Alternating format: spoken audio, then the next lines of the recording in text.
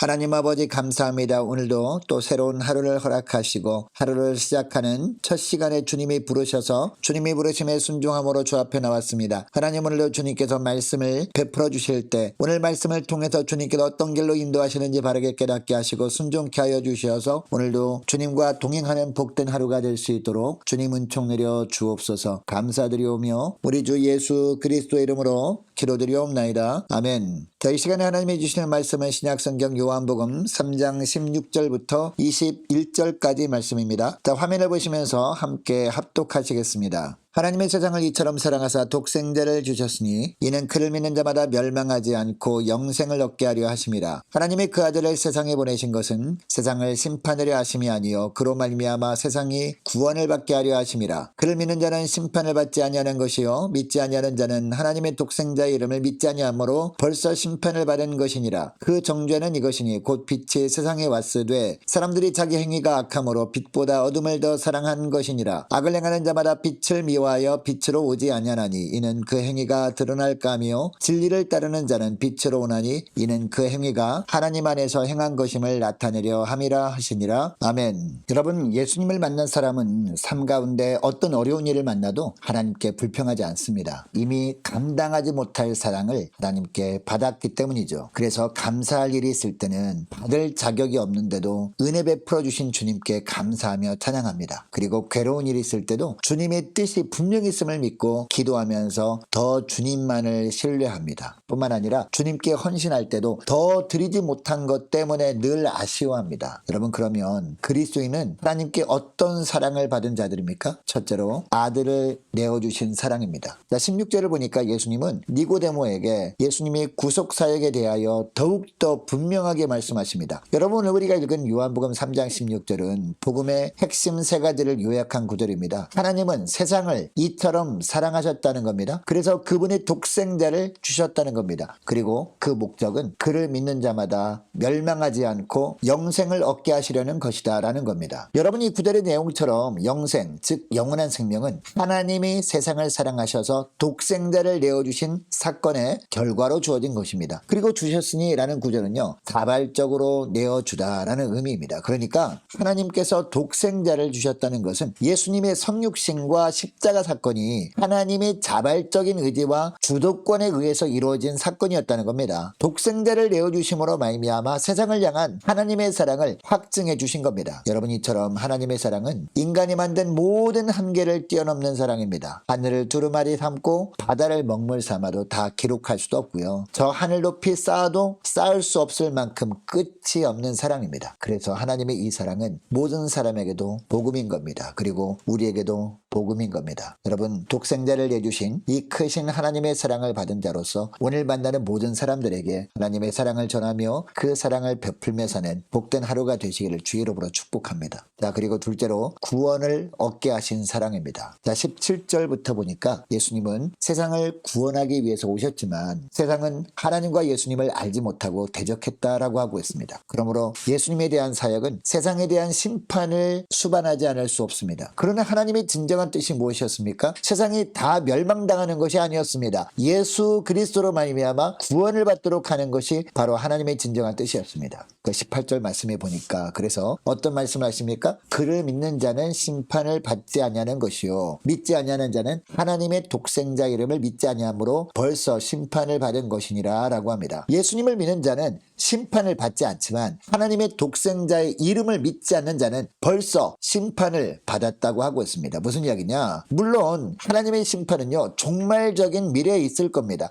그러나 예수 그리스도의 오심을 통하여 심판은 이미 실현되고 있기 때문에 지금 믿음의 결단이 중요하다라고 말씀하시는 겁니다. 여러분, 정글 속에 있는 늪에 사람이 빠지게 되면 누군가의 도움이 없이는 그 늪을 빠져나올 수 없습니다. 빠져나오기 위해서 발버둥 치면 칠수록 어떻게 됩니까? 몸은 늪 속으로 점점 더 빨려 들어가고 맙니다. 여러분, 독생자를 보내신 하나님의 사랑은요, 죽음의 늪에 빠져서 허우적거리는 내 인생에 던져진 구원의 선물입니다. 그리고 유일한 살 길을 열어주신 것이었습니다. 그러므로 생명의 밧줄을 붙잡을 것인지 외면할 것인지는요, 전적으로 나의 선택에 달려있는 것이었습니다. 그리고 그 결과에 대한 책임은 고스란히 내가 감당해야 할 문제였습니다. 하나님의 사랑은 이처럼 당신의 아들을 내어주심으로 말미암아 구원을 얻게 하신 사랑입니다. 이 사랑에 감사하며 살아가시는 복된 하루가 되길 원합니다. 그리고 셋째로 어둠을 물리치신 사랑입니다. 이어지는 19절 말씀해 보니까 심판이 내려진 이유는 빛이 세상에 왔지만 사람들이 자기들의 행위가 악함으로 빛보다 어둠을 더 좋아하였기 때문이라고 하고 있습니다. 20절에 보니까 그래서 악을 행하는 자들은요, 자기 행위가 드러날까 두려워서 빛을 미워해서 빛으로 나오지 않았다라고 하고 있습니다. 그러나 21절에 보면 진리를 따르는 자는 빛으로 나온다라고 합니다. 여러분, 빛과 어둠은 함께 공존할 수 없습니다. 이처럼 예수님을 믿는 삶과 죄에 빠져 사는 삶이 함께 할 수 없습니다. 그러므로 예수 믿는 내 자신의 삶이 빛 대신 예수님과 함께하지 못하도록 만드는 어둠의 요소들과 함께하고 있지는 않은지 말씀의 거울 앞에 우리는 날마다 늘 비추어 볼 수 있어야 할 줄로 믿습니다. 여러분, 어둠에 갇혀 사는 자들은요, 자신들의 죄가 드러날 것을 염려하여 스스로 빛을 거부합니다. 그럼에도 불구하고 예수님은 빛 가운데 나와서 영원한 생명을 얻으라고 초대하고 계십니다. 독생자를 보내신 것은 심판이 아니라 구원을 받게 하려 하심이기 때문입니다. 여러분, 예수님을 믿어 구원함을 받은 우리에게 그래서 또 다른 책임이 주어졌습니다. 만일 하나님과 사귐이 있다고 어두운 가운데 행하면 거짓말을 하는 자요 진리를 행하는 자가 아니라는 요한일서 1장 6절 말씀을 기억하는 겁니다. 자, 그래서 날마다 이 어둠의 요소들을 걷어내는 겁니다. 말씀의 거울 앞에 늘 비춰봄으로 말미암아. 그리고 또 어떤 삶을 살아야 될까요? 이처럼 빛 대신 예수님을 많은 사람들에게 증거함으로 말미암아 그 어둠 속에 살던 사람들도 빛 대신 예수님 앞으로 나오게 하는 그런 삶을 살아야 된다는 겁니다. 여러분, 이것을 기억하시고 오늘 기도할 때 이렇게 기도했으면 좋겠습니다. 하나님, 오늘도 독생자를 아낌없이 내어주시고 구원을 얻게 하신 사람, 어둠을 물리쳐 주신 사랑을 입은 자로서 그 사랑을 전하며 살게 하옵소서. 함께 기도하기를 원합니다. 또 계속 기도할 것은요, 하나님, 빛으로 오신 예수님께 나아가지 못하도록 가로막고 있는 어둠에 속한 죄악이 있는지 말씀의 거울에 늘 비춰보고 이런 것들이 있다면 철저히 회개함으로 보혈로 정결케 된 가운데